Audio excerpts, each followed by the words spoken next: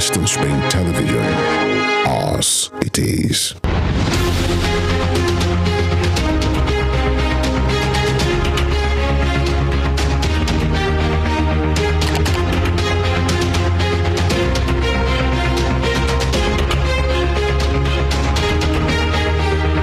Good evening and welcome to Spring Global on Western Spring Television. Now the headlines. Federal government concludes evacuation of stranded Nigerians in Sudan. Outside Nigeria, voting in Turkey underway as President Erdogan fights to remain president after 20 years in power. Germany vows to support Ukraine as President Zelensky visits Berlin. My name is Damilola Raphael. The Nigerians in Diaspora Commission, NIDCOM, has disclosed that all Nigerian students fleeing war-torn Sudan have been successfully evacuated from Sudan. Since the commencement of the evacuation exercise on May 3rd, no fewer than 2,518 Nigerians have been airlifted to Nigeria. Saturday's evacuation happened to be the 15th batch, while 125 more Nigerians arrived at the Nnamdi Azikiwe International Airport, Abuja. Upon arrival, the returnees were processed by immigration officials alongside their colleagues from the National Emergency Management Agency and the National Commission for Refugees, Migrants, and Internally Displaced Persons. The Air Peace flight carrying over 270 Nigerian students from the Aswan airport in Egypt first landed at the airport with the NAF C-130H jet, conveying about 80 persons following closely behind.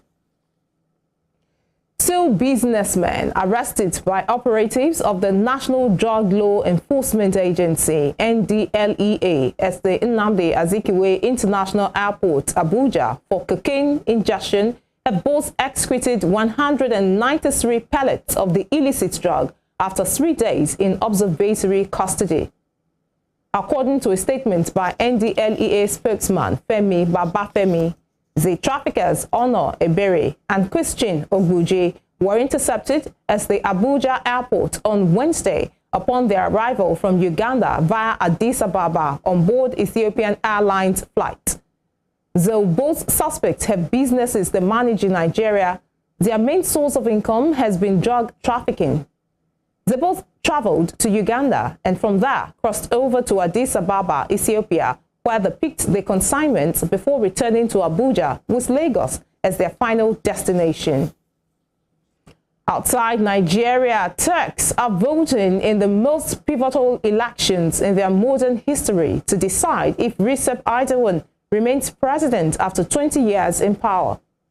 His main rival, Kemal Kılıçdaroğlu, promises to scrap any of the powers acquired by President Erdogan after he survived a failed coup in 2016. The two issues that have troubled Turkey's 64 million voters more than anything are soaring inflation and two earthquakes. Kılıçdaroğlu promises that NATO member states a path back towards a pro-Western, more democratic stance, while President Erdogan's Islamic-rooted government has accused the West of plotting to bring him down. In Asia, Pakistan's former Prime Minister Imran Khan has called for freedom protests nationwide after his dramatic arrest on Tuesday triggered deadly protests across the South Asian nation. The 70-year-old leader said in a speech broadcast Saturday night, a day after he was released after the intervention of the Supreme Court, that freedom does not come easily.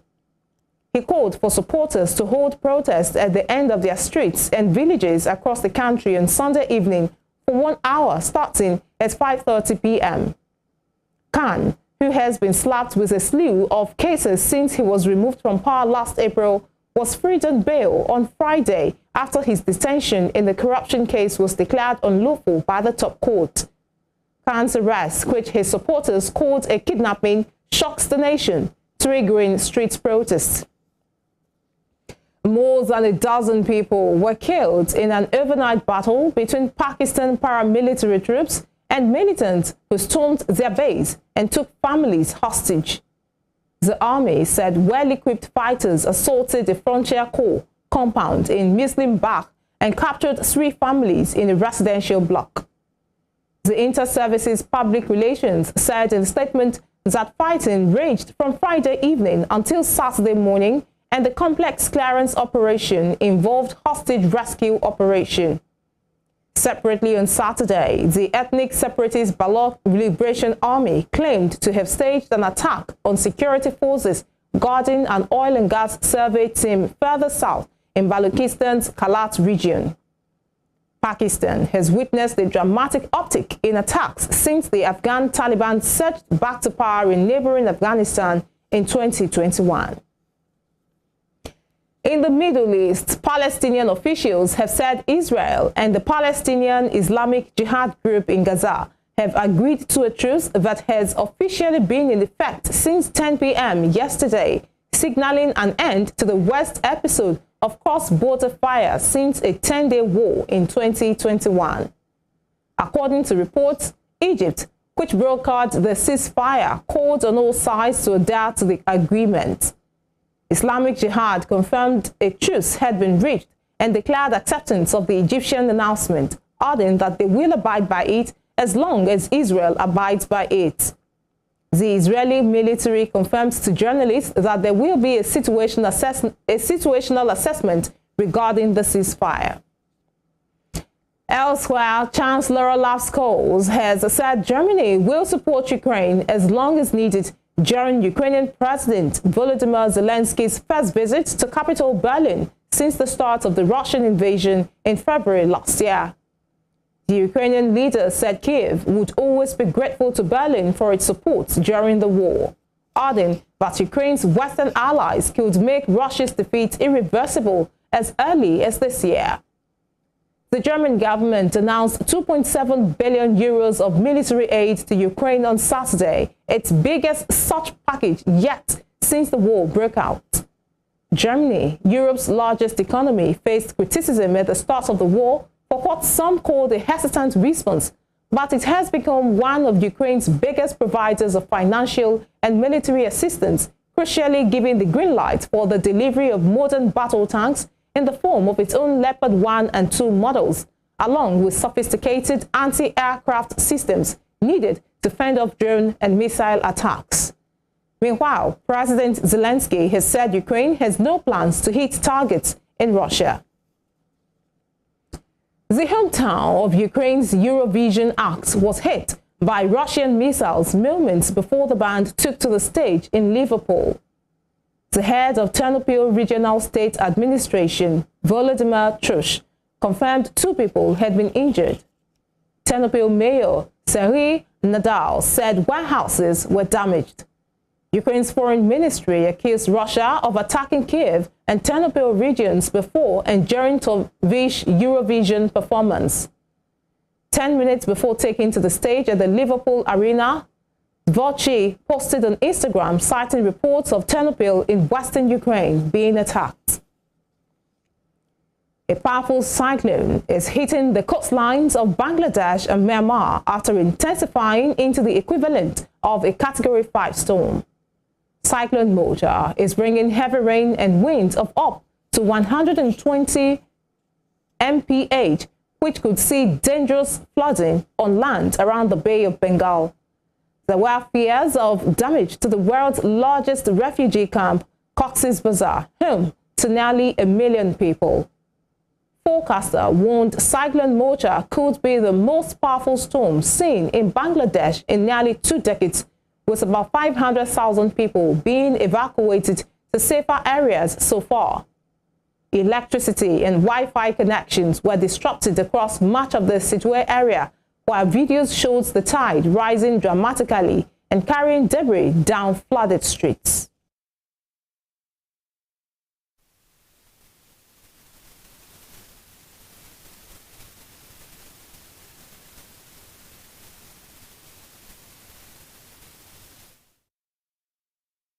You are watching Spring Global on Western Spring Television.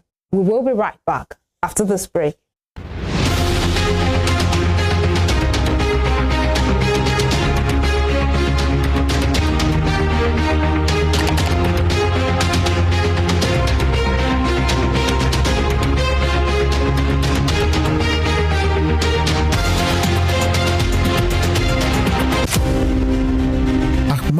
Bello, a Prince Royal, was born 6th of December 1910 at Raba Village, Sokoto, northwestern Nigeria. His father was a district head and heir apparent to the Sultanate throne from the house of Usmanu Danfodio, a religious and social reformer who brought the Habib dynasty under the Fulani Caliphate in the beginning of the 19th century. Ahmadu Bello raised the bar of political consciousness and participation when, in 1944, he engineered the establishment of the Northern People's Congress (NPC) as the first political party in northern Nigeria and the rallying point for politicians in the region before independence.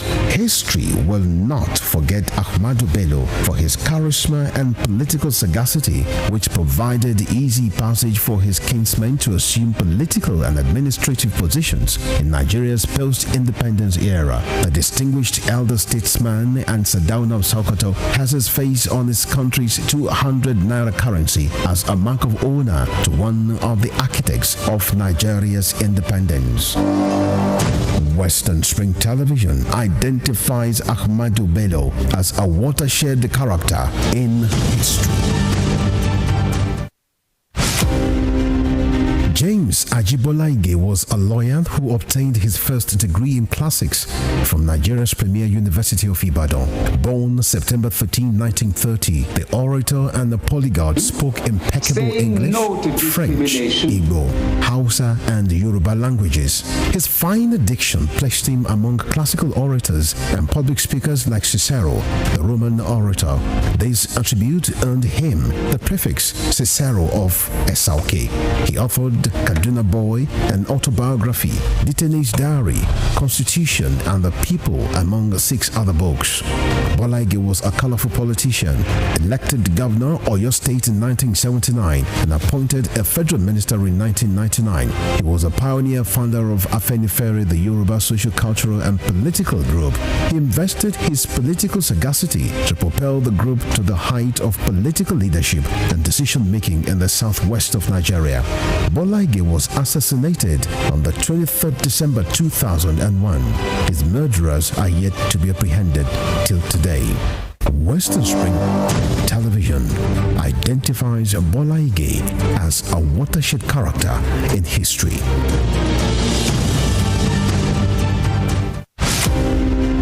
This iconic African presents the narrative of a man destined to exert an imperishable global influence in Western education. His was a story of a freeborn, captured and sold into slavery. He was born in Oshogun, a native Yoruba village near Iseyin in Okeogun axis of southwest Nigeria. Samuel Ajayi Crowther was the foundation student of Fora Bay College, Sierra Leone, the foremost university where the pioneer set of native Africans were educated. Samuel Ajayi Crowther's greatest contribution to humanity was his translation of the Holy Bible into the Yoruba language. The man who authored the Yoruba dictionary was also credited with the translation of English classic hymns into Yoruba and the Ekwere languages. Samuel Ajayi Crowther's private residence in Badagry, incidentally the first story building in Nigeria, is an Akaba museum dedicated to the memory of Africa's first bishop. Western Spring Television identifies Samuel Ajayi Crowther as a watershed character in history.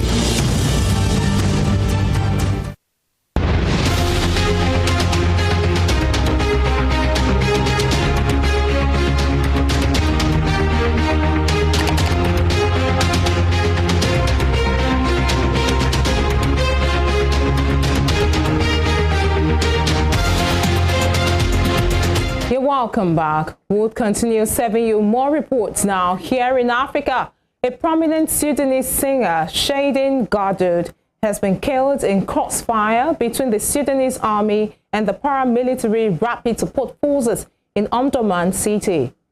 Fierce battles engulfed Omdurman and its twin city, Khartoum, on Friday when Gadoud was killed, and Saturday despite an agreement to protect civilians before ceasefire talks due to resume in Saudi Arabia on Sunday. Omdurman has seen heavy fighting since the war began on April 15th as the two sides fought through several truces and have shown no sign of being willing to compromise. Gardoud lived in the El Hashmab neighborhood, which is now the National TV and Radio Building, a focal point for the fighting. At least 33 people were killed when gunmen opened fire on vegetable farmers in a jihadist-hate region of Burkina Faso as the country struggles to stem an insurgency. A state of emergency has been enforced in 8 of Burkina Faso's certain regions since March, including in western Bokal do Mohon. Governor Babo Basinga said in a statement that the attack on the farmers happened on Thursday evening around 5 p.m. He added that the gunmen targeted peaceful civilians who were farming along the river. The victims were buried on Friday. In Shariba, residents said 3 other people had sustained bullet wounds in the attack and that the perpetrators had burnt property before shooting. Still in Africa, 6 lions have been killed by herders in a national park in southern Kenya in a blow to conservation efforts and the tourism industry, which is a key pillar of the nation's economy. Wildlife officials said late on Saturday that the Kenya Wildlife Service said the lions were killed by herders after the pride attacked 11 goats and a dog the previous night in the latest incident of human-wildlife conflict in the country. The killings, which took place close to the Amboseli National Park, came a day after a lion believed to be the world's oldest in the wild was spared by herders when it wandered into a livestock pen. Residents around nature reserves in Kenya often complain that lions and other carnivores kill livestock and domestic animals as humans and wildlife compete for space and resources. To some business stories, Socio-Economic Rights and Accountability Project, SERAP, has urged the World Bank President David Malpass to use his good offices to suspend any disbursement of the $800 million loan to the federal government and to request the incoming administration to provide satisfactory explanations for the loan. SERAP urged Malpass and the World Bank to reopen discussion on the reportedly approved $800 million loan with the incoming administration to clarify the details on the rationale and the use of the loan, because the term of office of the government of President Muhammadu Buhari ends in May 2023. The federal government in April announced its plan to spend the $800 million loan as part of its subsidy palliative measures. In a letter signed by SERAP Deputy Director Kolawole Oluwadare, the organization said the World Bank should comply with its own articles of agreement in disbursing any loans. And now to sports. Chelsea have agreed terms to make former Tottenham boss Mauricio Pochettino their new manager. He will join the club in the summer, with Frank Lampard remaining as interim manager until the end of the season. Pochettino, who has also managed Southampton, has been out of work since Paris Saint-Germain replaced him with Christophe Galtier in summer 2022.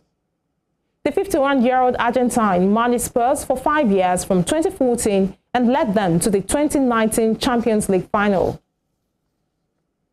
Marco Asensio kept Real Madrid's faint hope of retaining their La Liga title alive with the winner against Getafe.